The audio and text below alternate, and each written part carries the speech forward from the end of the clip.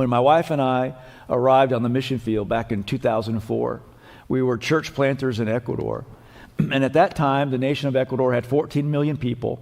My role was to plant churches, which was a great role. 98% of the people in Ecuador at that time were not evangelical Christians. So that means out of every 100 people you met, 98 were not going to be too excited that you were there.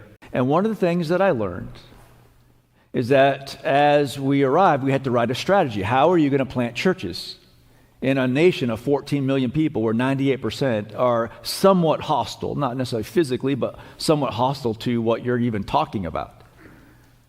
And you develop the strategy. One of the things I learned quickly was this: culture eats strategy for lunch. You can have the greatest strategy, but it comes head up again. It meets head on culture.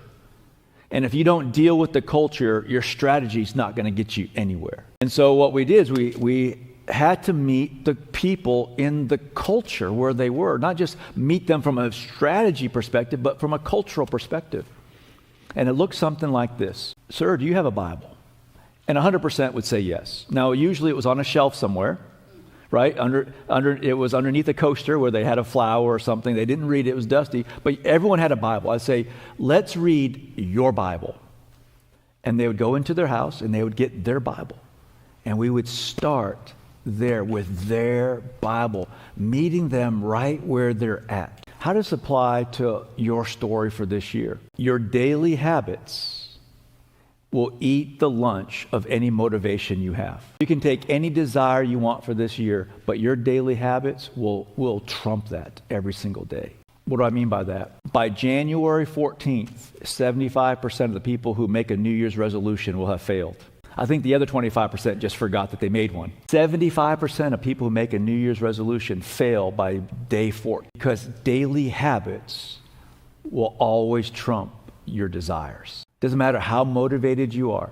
And look, I'm not going to ask you to raise your hand if you signed up for a gym membership this year, right? Because by March, you'll cancel it and start going to Starbucks again. Let's just be honest. We all do that. That's all of us.